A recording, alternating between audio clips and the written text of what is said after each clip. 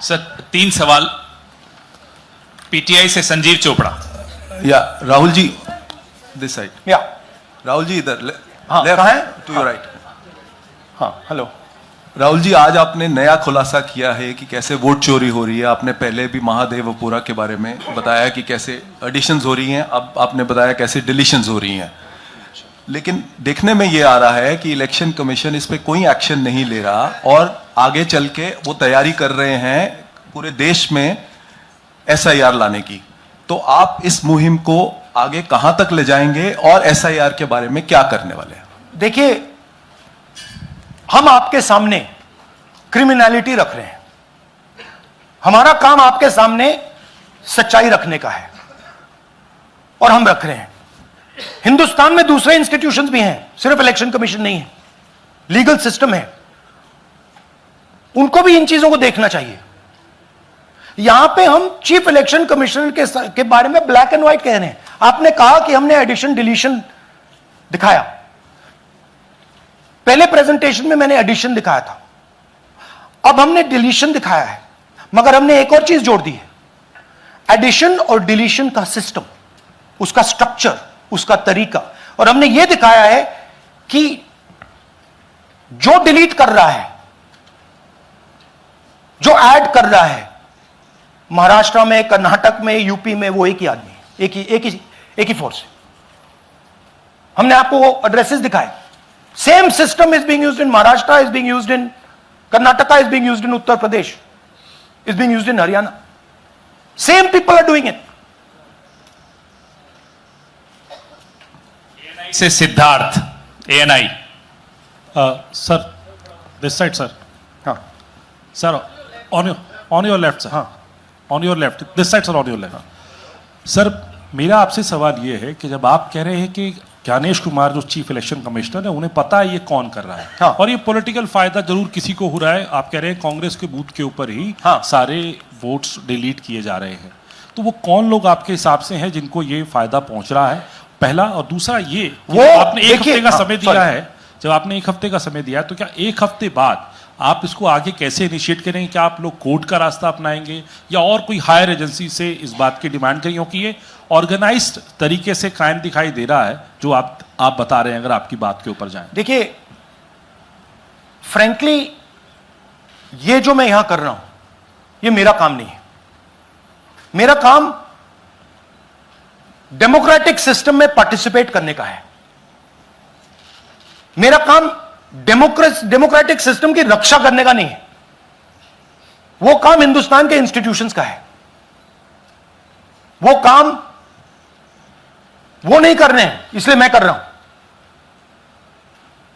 अब मैं आपको यह कह सकता हूं कि हमने आपको 2 बार सबूत दिखाया है,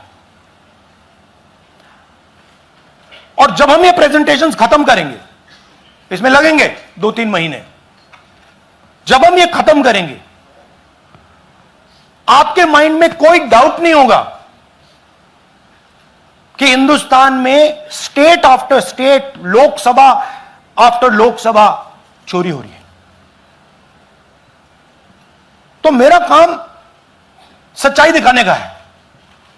मैं हिंदुस्तान की जनता को, हिंदुस्तान के युवाओं को सच्चाई दिखा सकता हूं।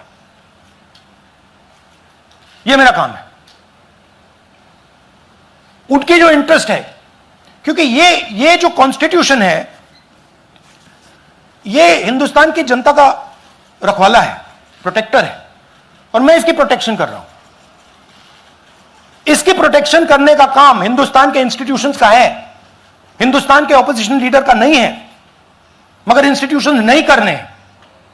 अच्छा, एक इंटरेस्टिंग बात आई है जो मैं आपको बताना चाहता हूं कि इलेक्शन कमीशन के अंदर से हमें मदद मिलनी शुरू हो गई है। मैं साफ बोल देता हूं, इलेक्शन कमीशन के अंदर से, पहले नहीं हो रहा था, अब इलेक्शन कमीशन के अंदर से इंफॉर्मेशन आ रही है। यह रुकेगा नहीं, यह रुक नहीं सकता है, क्योंकि हिंदुस्तान की जनता इस बात को एक्सेप्ट नहीं करेगी। एक बार हिंदुस्तान की जनता को, हिंदुस्तान के युवाओं को पता लग गया कि वोट चोरी हो रही है, उनकी शक्ति लग जाएगी। आईएएनएस से आलोक झा। इस तरह से नहीं प्लीज। आईएएनएस से आलोक झा। वो भी मैं आपको दिखा दूंगा, वो भी मैं आपको प्रूफ के साथ दिखा दूंगा, है हमारे पास। राहुल जी, हाइड्रोजन बॉम्ब में ब्लैक एंड व्हाइट है। मैं फाउंडेशन लगा रहा हूं, मैं फाउंडेशन क्रिएट कर रहा हूं, है हमारे पास। मैं स्टेज पे बिना प्रूफ के नहीं चढ़ूंगा, बता रहा हूं। राहुल जी, आपने कहा ऐसे ऐसे मत पूछिए please. Last question. Rahul ji, IANS से आलोक झा। राहुल जी इधर। आपने कहा आपके पास आलोक झा इधर सर। कहां है जी? हाँ, आपने कहा सर कि आपके पास पुख्ता सबूत है, ब्लैक एंड व्हाइट सबूत है, तो क्या अगर ईसीआई अभी जवाब नहीं देती है तो कोर्ट का रुख करेंगे, ये ऑप्शन है आपके पास, जाएंगे? देखिए, मैंने कहा कि मेरा काम as opposition leader normal situation में मेरा काम ऑपोजिशन का रोल है, सरकार पे प्रेशर डालने का रोल है।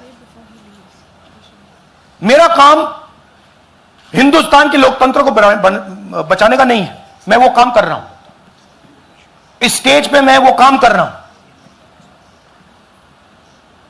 तो मेरी सोच है कि as a patriotic Indian, as somebody who loves India, who loves the constitution, it is my duty to put the truth in front of the people of India. अब अगर हिंदुस्तान के इंस्टीट्यूशंस कुछ करना चाहते हैं, वो करेंगे। उनमें भी बहुत लोग हैं, जैसे मैंने आपसे कहा, मैं सरप्राइज हो रहा हूं, इलेक्शन कमीशन से लोग आ रहे हैं, इंफॉर्मेशन दे रहे हैं और बढ़ रहा है वो। सर, क्या जब तक सीईसी ज्ञानेश कुमार अपने पद पर है, जैसा कि आप कह रहे हैं कि वो फ्री एंड फेयर इलेक्शन होने नहीं दे, तो तब तक इलेक्शन का मतलब क्या रह जाएगा? क्या आप इनको हटाए जाने के लिए, इनको इस्तीफा देने के लिए? हाँ, तो आप इमेजिन कीजिए, और ये शॉकिंग बात ये है बस अब कि ये अभी शुरू नहीं हुआ, नो। ये 10-15 साल से चल रहा है। ये सिस्टम है, ये स्ट्रक्चर है। हिंदुस्तान की जो डेमोक्रेसी है वो हाईजैक हो गई है। I am shocked frankly. Democracy, brothers and sisters, democracy can only be saved by the people of India. Nobody else can save democracy. Rahul Gandhi can come here and say something and say this is the truth. But the people of India, who I believe in, who I love, can do it.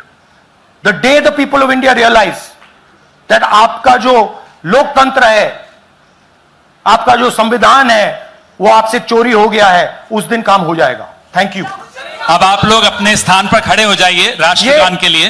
ये है इनकी detail list, देख लीजिए।